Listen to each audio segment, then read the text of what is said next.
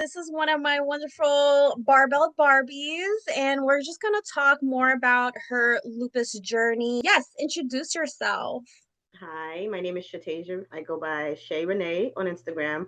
Also, I am the founder of Lupi Sano, a brand where we encourage those to work in the medical field who have dealt with autoimmune disease and sicknesses and how to fight through that and also work in the medical field, take care of yourself, and make sure you live your best life. I love that. So I feel like hopping on this interview is going to help other women, especially that are going through the same stresses and situation as you. So I'm just going to ask you like 5 questions. Can you share what your fitness journey looked like while managing lupus, dialysis, and regular doctor visits, and what motivated you to keep going? Being diagnosed with lupus in 2009, it's like my whole world changed. So in the broad perspective, I had to shift everything. I had to think of my health differently. I had to think of, my work differently. And then being told in 2017 that I needed to go on dialysis, that was even more of a challenge. But that whole time I knew that if I just sit still and I just mope or I let it, take over me, that wasn't going to be the best plan. So I immediately wanted to do something that would keep me busy, do something that would help me to be healthier, of course. So I started to volunteer at my local fire department. I started to look into my fitness. I mean, at that time, I was being injected with steroids like every other month. I was constantly getting new medicines, new steroids. But the whole time, I knew that it's important to not just stay stagnant in this diagnosis, but to continue to fight through it. So did you make that decision on your own, your doctor, and is it for like health as well as mental? Yeah, no, so that decision was made on my own. I know a lot of my doctors will look at me, and a lot of people in my life will look at me like I was crazy. There were times when I was doing too much. So I would say that you also have to listen to your body.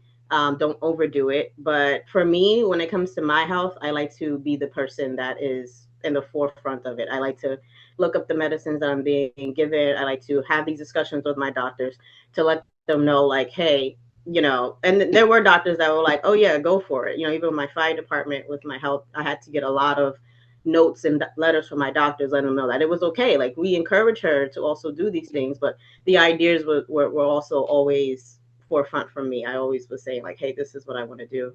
So yeah. Okay. Two, before starting training, what were some of the biggest challenges you faced when trying to balance your career, health, and fitness goals? And some of the biggest challenges that I face even to this day is basically the balancing. That is the challenge. I pretty much went into training with you and also working full time at the same time after not working full time in about 3 years or so. So I would say it was pretty challenging. But I was determined to make it work. I mean, we would do before work trainings, after work trainings, before church trainings, after church trainings, like wherever we had to squeeze it in, we did, which really helped. But I would say it can become overwhelming, especially with having the doctor's appointments. I do see my kidney doctor, my transplant doctor, and I also go to the infusion center once a month, and then my regular annual yearly appointments. So I think the challenge is just making sure that you set a schedule, making sure that you keep a planner and writing everything down and try not to become overwhelmed. And also knowing that your health comes first above all, above your job, above everything outside of that. So just being open and honest about having to do these things. Yeah, I think that's a good point. Because like your job, what's that saying? Like your job can always replace you, you know? Right. So it's Yeah. like what you have in the end is yourself. You pour into somebody else's business and other people's lives, but you need to pour into yourself as well, you know? Yeah. You also don't have to let them know your whole business either. Like, What do you mean?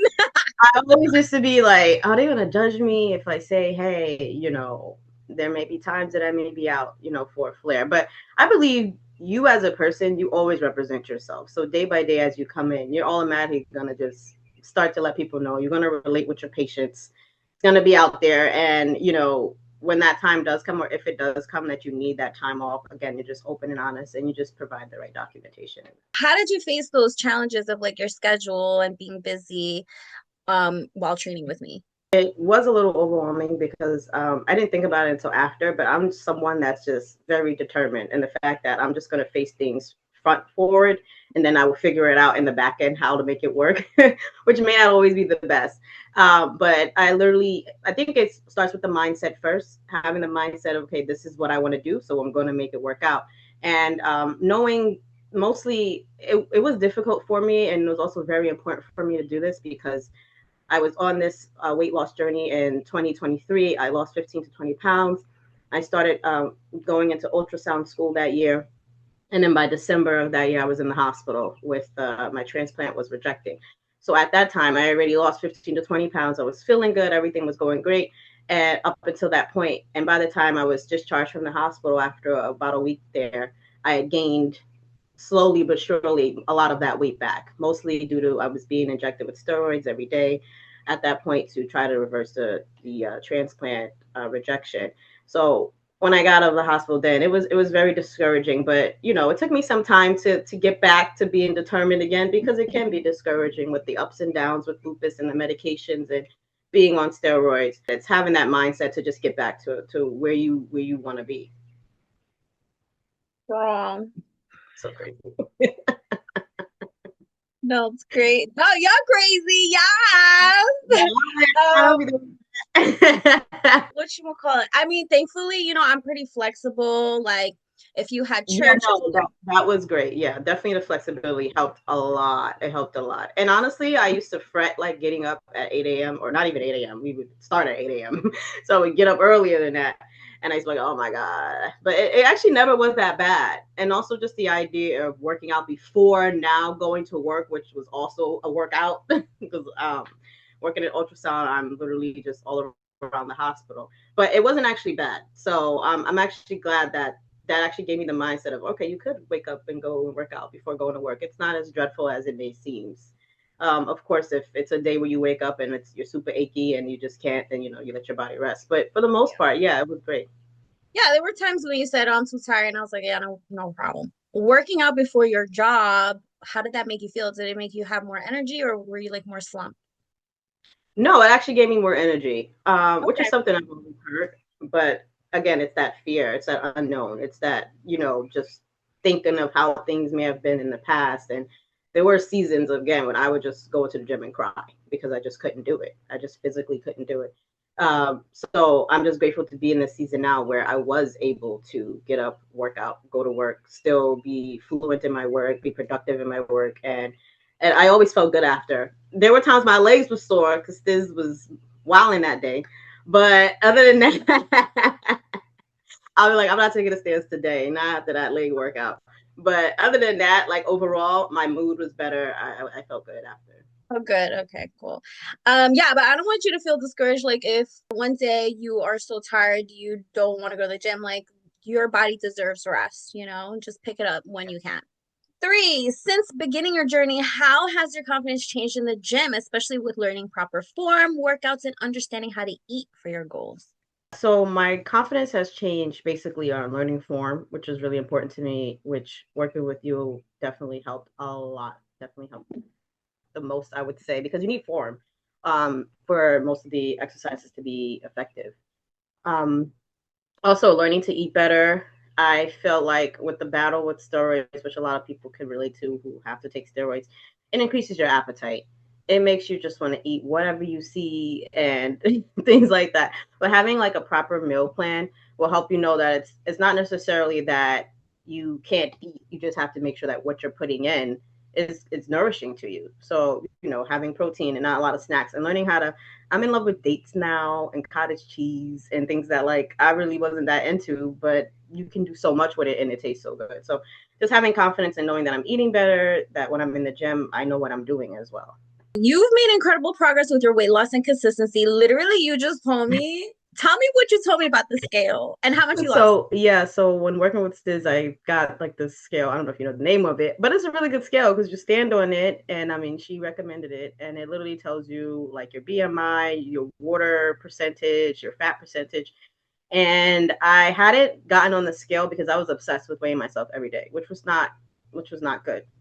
So I hadn't gotten on for about 3 weeks or so. And then when I stepped on the other day, the scale literally popped up a message like, wait, is this you? Because too much, like, it's such a difference between your last weight and now. And I'm like, yeah, it's me. Click, like, let me see what the weight is. Like, hello. and, Yeah, and now, hello. between Yes, the this 3 weeks is I wasn't on, me. I lost about 5 pounds. So for me, I guess the scale was like, whoa. But no, it was great. So yeah. Awesome. Yeah, I mean, it's also about like learning more habits to maintain your results even after you're done training with me. You know, you learn how to eat. It's exactly what you're doing, so you're doing it. You learn a lot. Even in the gym, I was doing my cat dog the other day. I was doing my, no, what is it called? Cat cow Bird and bird dog. My bird dog. My bird dog. And cat cow. Right? see. I didn't know what none of that dog. was, but she was like, all right, do the cat cow. I'm like, do the what? Um, but I Yeah. was doing my stretches the other day, and of course, I had gym in mind the whole time. I was like, wow, this is and those stretches feel really good too. Like they're like, oh wow. So yeah, learning different stretches was also take that back. That's over the form because I would just raw dog the gym, and it's not cool. And I'm wondering why I'm so much in pain. Like on top of just Mm, regular pain, that's important to stretch. It really is. for sure. Okay, so since you've made incredible progress with weight loss and consistency, what changes both physically and mentally have impacted your everyday life the most? So I'm a believer in making sure you work on your physical, mental, and spiritual health. All three to me is basically what got me to where I am today, being able to advocate and being able to work and being able to take care of myself. So I would say that since working out too, it ties everything together. I know sometimes we might prioritize one over the other, especially when it comes to spiritual health. I think that that's most important. But outside of that, your physical body is what you are in this moment, and you have to take care of it as much as possible, which is hard when you're dealing with autoimmune disease or sickness to say I want to take care of my body because if you feel like, especially with lupus, that this my body has basically turned against me. My immune system is attacking me, and attacking my organs. I needed transplants, so it's very hard to even say, hey, I want to take care of myself. But at the end of the day, that's the only thing that you can do. You have to feel like you have control over the situation in some way, and in that way, it's kind of just making sure you do those things. Take the time to take care of yourself, basically. Yeah. I love that you tied in everything, mind, body, and soul. No, seriously. You need it. You need it. My faith is literally the only thing that the number Yes. one thing is far. Amen. On top of course, you need the outside help. Also, get you a trainer. They help. They help. They help. Okay, lastly, for someone dealing with health challenges like yourself who feels intimidated to start fitness, what would you tell them about your experience and what you've learned through this process? My experience was great. I would say that start slow. I think I've had about 3 to 4 different trainers and over my basically once getting my transplant in 2022 because that's when I really said, okay, I gotta, now that I can physically do this. And they all were different in a sense that some were really pushy, some were, not didn't really focus on my food intake as much. So I felt like with this, she focused on the food intake and the form, and also not being super like, let's just make sure you lose weight, and that's all we care about. It was really like, make sure you have form, let's go slowly. And she really, I've never seen no one progress the way that she progresses, and I'm being so serious. I know that, I don't even know if this was the question or not, but the progressions was great. Like every week it would be like, okay, let's add 2 pounds, 2 pounds. And it was always like, how does that feel? Which was really important. Make sure you find someone that just understands that, hey, I cannot be up in here doing the most. Like not every time. There are times she would tell you there were times I would come in and I would be like a beast. And then I'm sure there were times I was like, all right, yeah, I'll be like, I'm tired. I would tell her I'm tired. But yeah, so that's what I learned the most. I learned the most is you definitely just find someone that works with you and not against you.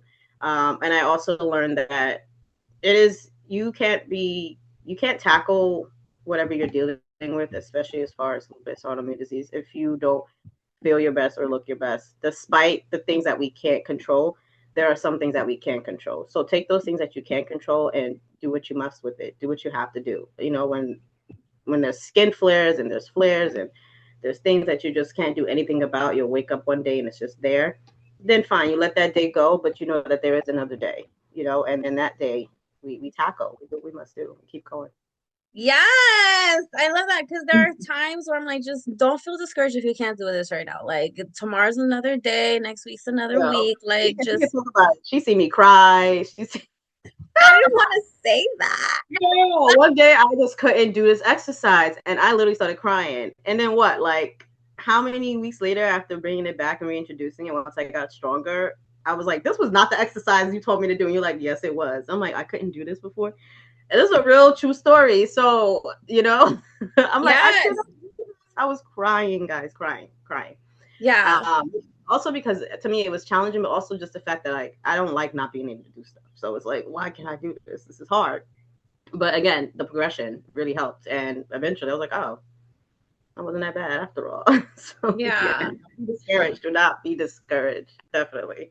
Yeah. Just listen to your body and, we just work, we build from there. So, okay, I think these were great answers and a good outlook on your personal life as well, like helping others. So, thank you so much for hopping on with me. I know you have to go to work, so. Yeah, thank you for having me. I appreciate it. That's really what I want to do is just encourage someone along the way, let them know that it is possible. Definitely starts with mindset first. And like I said, spiritual, mental, physical, all three really are important to push through whatever you're going through, but you can do it. So yeah, follow me, Shay Renee, Lupi Sano, get with Stiz. She's a great trainer, honestly, personality. Let's get it. All right. And not for nothing, I don't do nothing that I'm not led to do. I don't, and for some reason, I don't know if it was her spirit or whatever, but I just saw her on Instagram one day and I was like, oh, I have to train with her. I have to train with her. And I told her that. I was like, I don't know, something drew me to you, but besides the laughs, we always encourage each other. We would talk about God. We had a lot like in common that we would talk about. So it was great. So find you a good trainer. Yes, my sis in Christ. I'll pray Yeah. for you. Pray for me too. Please, please. Yes, I'm always pray for you, girl, because yeah. Jesus love you though. All right. Enjoy your day at work. All right, thank you, love. Love you.